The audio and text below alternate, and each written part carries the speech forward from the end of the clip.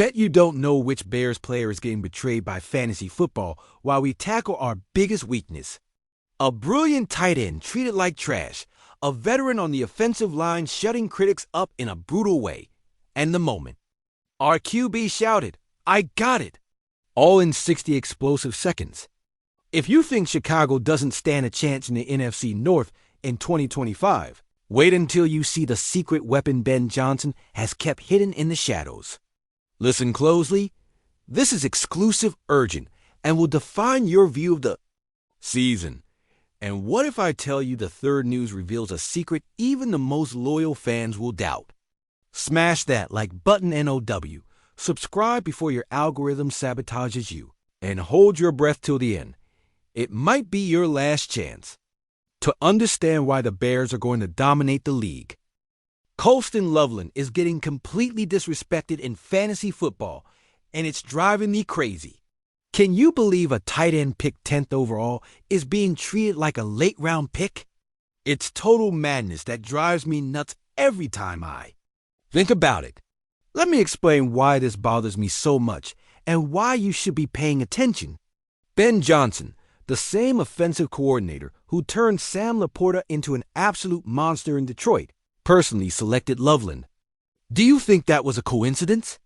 I tell you, when Johnson picks a tight end 10th overall, it's not to keep him benched. Let's start with the numbers from Michigan. In 2024, Loveland was simply dominant at the college level. He had 56 receptions for 649 yards and 5 touchdowns. But those numbers don't tell the whole story. What really impresses is his efficiency, 11.6 yards per reception and a drop rate of only 2.3%. That means when the ball reached his hands, it stayed there. But wait, there's more. Loveland faced some of the toughest defenses in the country in the Big Ten and consistently dominated. Against Ohio State, he caught 6 passes for 88 yards. Against Penn State, it was 7 receptions for 95 yards and a touchdown. Those aren't numbers of a player who's going to have trouble at the next level. They are the numbers of someone who is playing against future pros and regularly dominating them. Johnson's track record with tight ends isn't luck. It's proven and scientific method. Laporta came out of the second round and turned into a Tay 2. Overall in the league last season with 86 receptions for 889 yards and 10 touchdowns. Do you think that happened by chance? Johnson knows exactly how to use tight ends in his system, and now he has an even more talented player in Loveland. The combination is explosive. Johnson loves using tight ends in 3 specific scenarios: as escape valves on long third downs, as weapons in the red zone exploiting height and physicality, and as mismatch creators against linebackers and safeties. Loveland possesses all these characteristics and then some. Let's talk about the impressive physicality. Standing at 6'5" and 247 pounds, Loveland has the ideal size to be a nightmare in the red zone. But it's not just size. He runs routes with surgical precision, reminiscent of the best tight ends in the league. His ability to find open spaces in the defense is something that cannot be taught.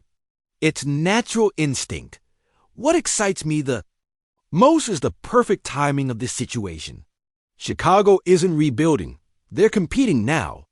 With Caleb Williams in his second year, DJ Moore established, and Rome Oduns bringing youth and talent, this offense has all the pieces to explode. And at the center of it all, Loveland may be the missing piece. Let's talk about the concrete. Facts that fantasy analysts are ignoring. Rookie tight ends picked within the top 50 make an average of 46 receptions for 529 yards and 3.7 touchdowns. That's already Tay 1 territory in most leagues. But Loveland isn't just any top 50 pick, he's top 10. Entering an offense led by a coordinator, proven to maximize the position. Conservative projections are placing Loveland with 47 receptions for 501 yards, but I find those numbers ridiculously low. Johnson found 120 targets for Laporta in Detroit, even with Amon-Ra St. Brown, Jameson Williams, and Josh Reynolds competing for catches. Why would it be any different in Chicago? The answer is simple. It won't be different. Successful offenses create opportunities for everyone. They don't steal opportunities. When a coordinator knows how to use multiple offensive weapons, the pie gets bigger for everyone. And Johnson is a master at that. You know what excites me the most? The red zone situation. Chicago struggled to score touchdowns last year, especially near the goal line. Loveland solves this issue immediately. His 6'5" physique combined with reliable hands and precise timing makes him virtually impossible to cover in fade route and back shoulder throw situations. Historically, rookie tight ends improved drastically in the second half of the season. It's a position that requires time to adapt to the speed and complexity of the NFL, but everything I see in Loveland suggests he will dramatically shorten this learning curve. The Michigan tape shows a player who already understands coverages, knows how to find open spaces, and more importantly, has the confidence to make tough catches under pressure. These are traits that typically take years to develop, but Loveland arrived ready with them.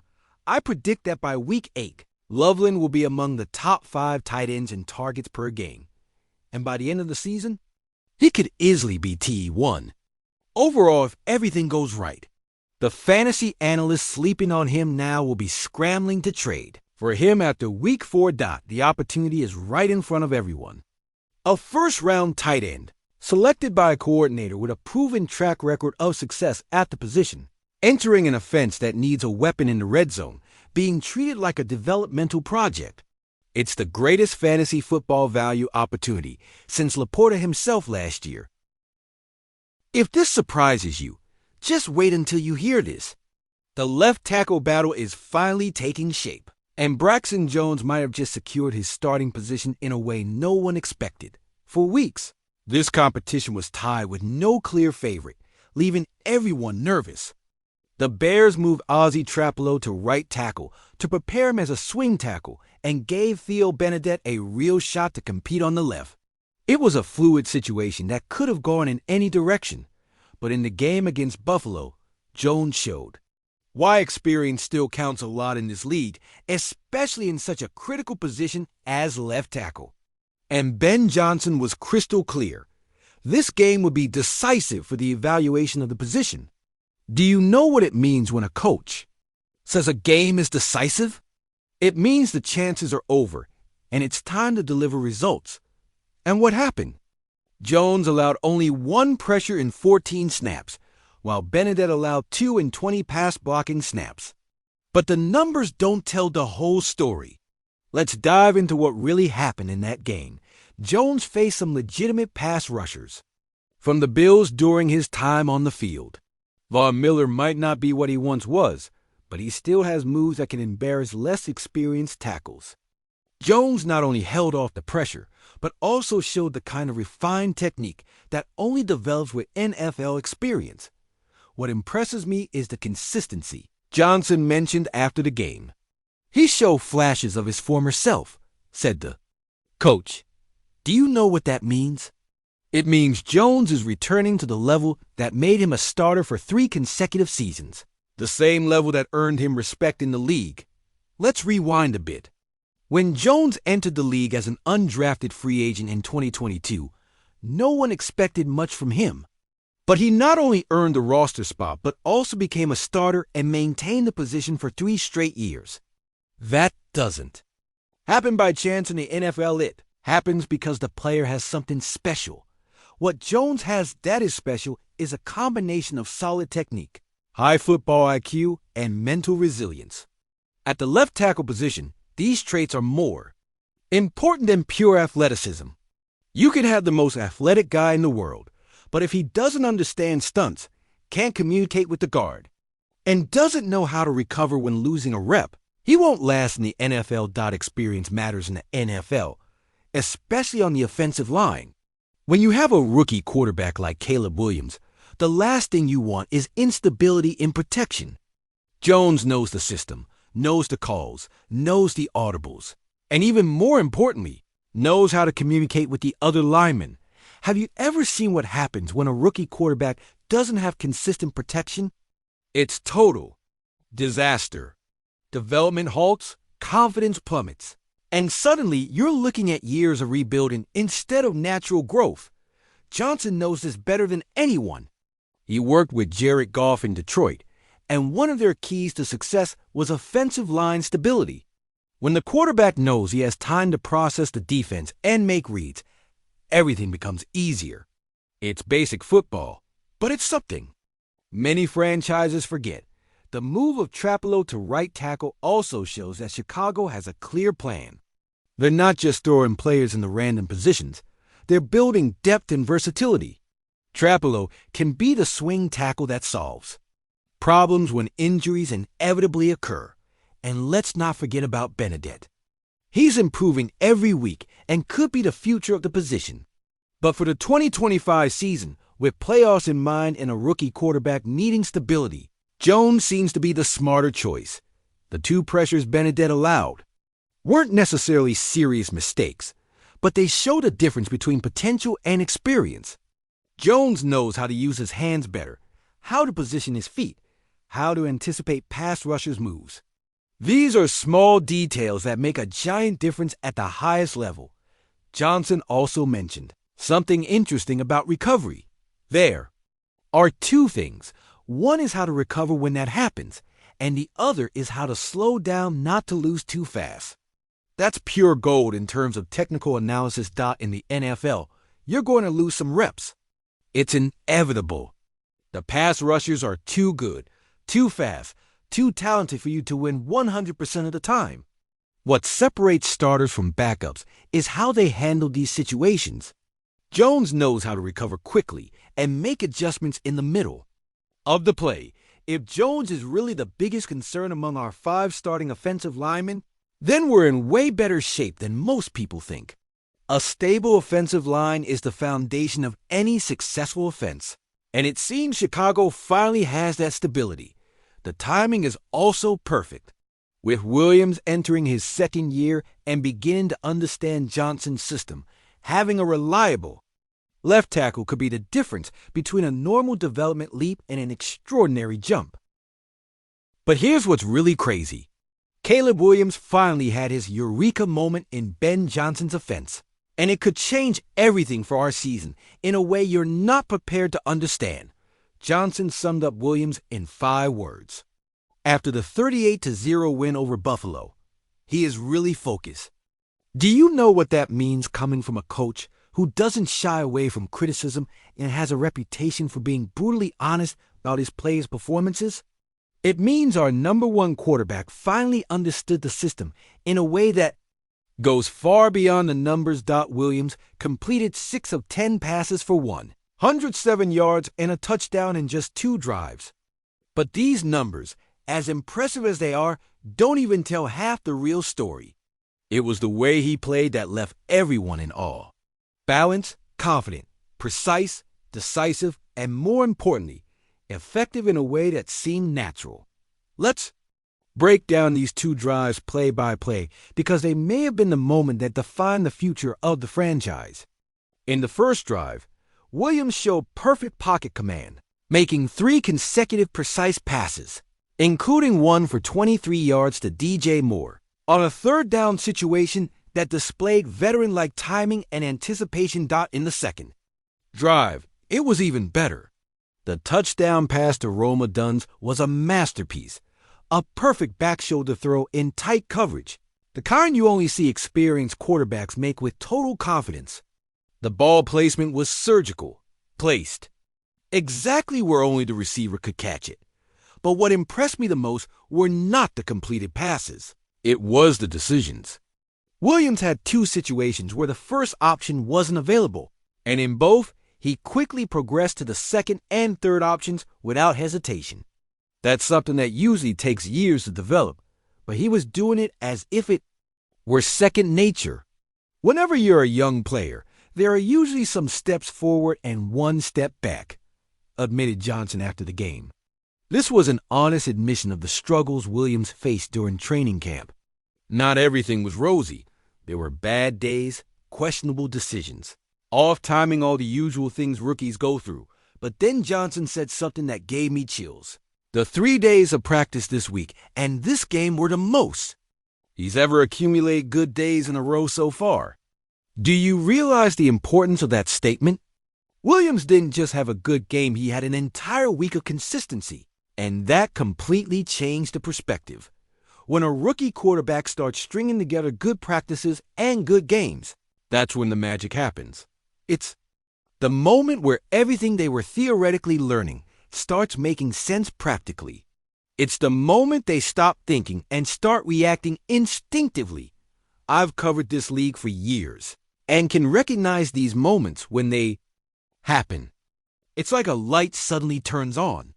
One day the quarterback is struggling with basic reads. The next day, he's seeing the field as if he's played for 5 years. Williams had that moment this week. The 130 rating against Buffalo wasn't luck or the result of weak defense. It was the result of weeks of hard work finally making sense. Every rep in training camp, every film he watched, every conversation with Johnson, all came together in those perfect 2 drives. The progression he showed was impressive. On the first play of the first drive, you could see him checking the defense, pre-snap, identifying the coverage, and making the necessary mental adjustment. This is high-level football being played by a guy technically still a rookie. Johnson has a proven record of developing quarterbacks. He worked with Jared Goff and turned him from a disappointment into an elite quarterback. He understands how to accelerate a young QB's development, and more importantly, he knows how to recognize when the eureka moment happens. The offense Johnson crafted for Williams is beginning to make complete sense. The short routes to build confidence, the simple progressions that allow for quick reads, the scramble options utilizing mobility, it's all fitting together perfectly. But you know what excites me most? The confidence Williams showed. It wasn't the forced confidence that some rookies have. It was genuine confidence based on preparation and understanding. He knew exactly what the defense was trying to do and had ready answers for every situation. Quarterback development in the NFL isn't linear. There are highs and lows, moments of genius followed by rookie mistakes. But when you see an entire week of consistency like Williams displayed, you know something has fundamentally changed. If Johnson decides not to play Williams in the last preseason game, none of us will complain. Why risk our future when he has clearly proven he's ready for 2025? The goal of the preseason is to evaluate and develop, and mission accomplished on both fronts.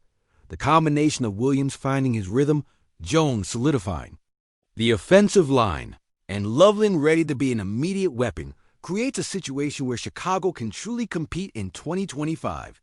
We're not talking about moral victories or improvement over time. We're talking playoffs and real competitiveness.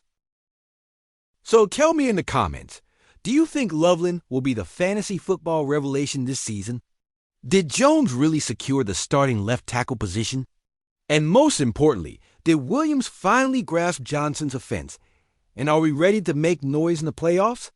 These 3 stories show a franchise that is finally aligning all the puzzle pieces. An underrated tight end who can explode at any moment and solve our red zone problems. An offensive line solidifying with experience and creating the stability a rookie quarterback needs, and a quarterback who just had his revelation moment at the perfect preparation moment. I believe 2025 will be the year Chicago regains real respect in the NFL, not as a rebuilding franchise or an interesting project, but as a legitimate contender that can make noise in the playoffs. The pieces are all coming together at the right time, but I want to know what you think. This is a community that lives and breathes Bears football, and discussions like this make this time of year so special. Leave your opinions in the comments, because when Bears fans get together to discuss football, good things happen. If you want to keep up with every Bears move, every in-depth technical analysis, every exclusive news that can impact our season, and every moment that can define our future, subscribe to the channel now. Because I guarantee tomorrow we'll have more news that will shake Chicago, and you don't want to miss any of it. The 2025 season can truly be special, and you won't want to miss out on this journey. Bear down, Chicago Bears. And until the next analysis that can change everything you think about our team.